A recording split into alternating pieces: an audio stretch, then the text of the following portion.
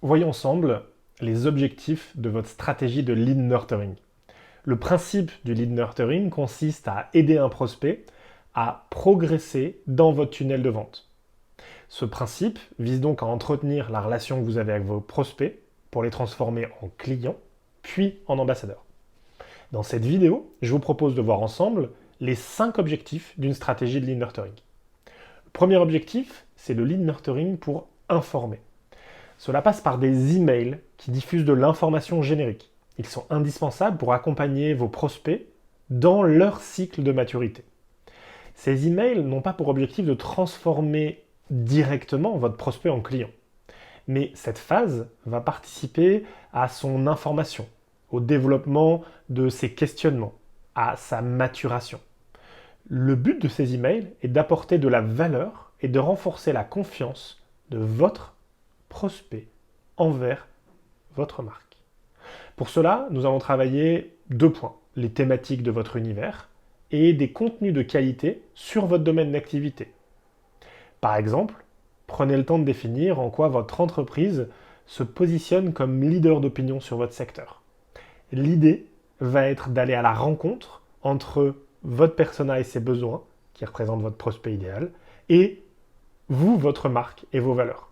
Parlez de vous tout en parlant des besoins et en répondant aux besoins de votre persona. Deuxième point, le lead nurturing pour engager. Cet objectif fait partie des emails informatifs. Vous proposerez donc une série d'emails dont les thèmes sont directement liés à la conversion initiale sur votre site. Par exemple, si votre prospect a téléchargé un guide de bonnes pratiques sur le lead nurturing, vous lui proposerez des contenus liés. Du lead scoring, du marketing automation ou encore de l'inbound marketing.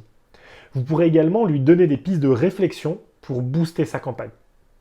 En confirmant sa sensibilité à ses centres d'intérêt, vous engagerez davantage votre lead, votre prospect, jusqu'à sa transformation finale. Le point numéro 3, c'est du lead nurturing pour promouvoir. Au cours de votre stratégie de lead nurturing, prenez le temps d'envoyer quelques emails diffusant des offres promotionnelles auprès des leads les plus qualifiés. Soignez votre contenu et le produit que vous mettez en avant. Cette offre doit correspondre aux attentes de votre lecteur, sinon ça ne fonctionnera pas.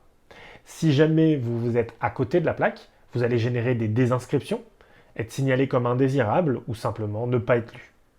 Soyez pertinent pour susciter l'attention dès l'objet de votre email, qui est un point essentiel à travailler pour améliorer les taux d'ouverture, et puis après on travaillera sur le contenu à l'intérieur de votre séquence. Le point numéro 4, c'est le lead nurturing pour qualifier.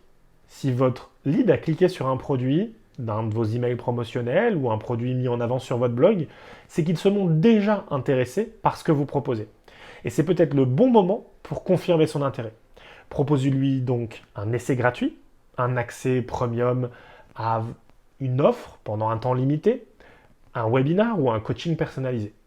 Vous allez qualifier le besoin de votre prospect et vous allez être capable de lui proposer le meilleur contenu avec toujours le même objectif, le bon contenu au bon moment pour la bonne personne. Le lead nurturing permet de convertir, dans le point 5, vos MQL en clients.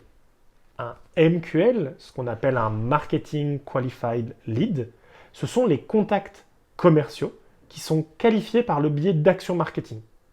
L'idée, c'est que votre prospect, quand il va vous donner ses coordonnées pour la première fois, il va télécharger un livre blanc ou un guide ou il va s'abonner à une séquence de nurturing, on estime qu'il n'est pas encore qualifié. Et donc, c'est un prospect. Et ce prospect, on va l'amener petit à petit à maturité. Et à un moment, on va estimer qu'il est MQL, qu'il est Marketing Qualified Lead. Si votre lead qui a mûri et qui se trouve à présent en bas de votre entonnoir de vente, c'est un MQL. C'est le moment de s'adresser à lui à travers un email ciblé.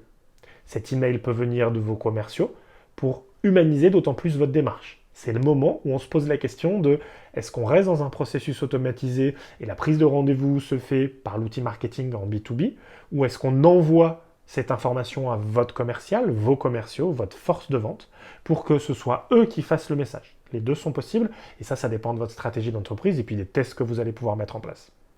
Votre prospect va ainsi se sentir impliqué et pourra entretenir avec vous un véritable dialogue, et ce dialogue peut amener à une vente.